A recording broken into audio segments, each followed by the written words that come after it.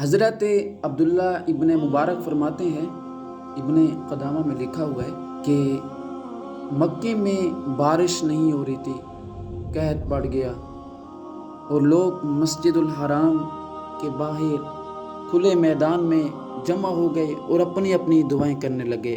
تو حضرت عبداللہ فرماتے ہیں کہ میں تھوڑا سا باہر نکلا اور میں کیا دیکھتا ہوں کہ ایک سیاہ رنگ کا غلام آیا اور اس نے 2 رکعت نماز ادا کی اور ہاتھ بلند کیے اور کہنے لگا، اے اللہ، جو کچھ بھی ہو رہا ہے یہ میری نافرمانی کی وجہ سے ہو رہا ہے، یہ بارش نہیں ہو رہی یہ بھی میری نافرمانی کی وجہ سے ہو رہا ہے۔ حضرت عبداللہ فرماتے ہیں وہ یہ دعا کرنے لگا ہاتھ اٹھا کر، تو اس نے کہا یا اللہ رحم فرما دے۔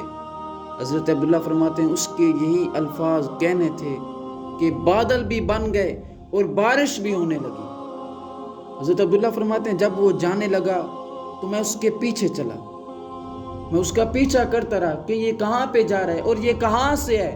حضرت عبداللہ فرماتے ہیں کہ میں اس کے پیچھے چلتا رہا، وہ بھی جاتا رہا۔ فرماتے ہیں مجھے پتہ چل گیا کہ یہ کہاں کا رہنے والا ہے اور کس کے پاس رہتا ہے۔ حضرت عبداللہ فرماتے ہیں میں نے یہ پتہ لگا لیا۔ آپ فرماتے ہیں کہ جب میں واپس آیا یہ مکمل واقعہ حضرت فضیل سے بیان کیا تو آپ نے فرمایا کہ اس کو کسی طریقے سے بھی حاصل کر لو۔ حضرت عبداللہ فرماتے ہیں میں اس کے آقا کے پاس پہنچ گیا جن کا وہ غلام تھا۔ فرماتے ہیں جب میں اس کے آقا کے پاس گیا میں نے کہا مجھے غلام چاہیے، تو وہ کہنے لگا ٹھیک ہے آپ کو جو پسند ہے آپ لے جائیں۔ اس نے مجھے طاقتور پکی عمر کے 18 سال کے 22 سال کے اس نے مجھے غلام دکھائے اور کہنے لگا آپ کو جو پسند ہے آپ اسے لے جائیں۔ میں نے کہا نہیں مجھے یہ نہیں چاہیے، بلکہ وہ جو سامنے کمرے سے نکل رہا ہے کمزور سا سیاہ کلر مجھے وہ چاہیے۔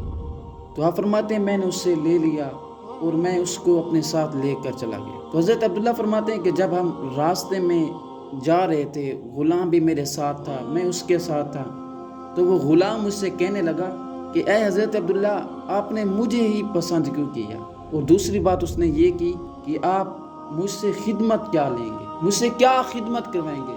حضرت عبداللہ فرماتے ہیں میں نے اسے جواب دیا کہ میں آپ سے کوئی خدمت نہیں کرواؤں گا بلکہ میں تیری خدمت کروں گا، تیری شادی بھی کروں گا، تجھے گھر بھی بنوا کر دوں گا۔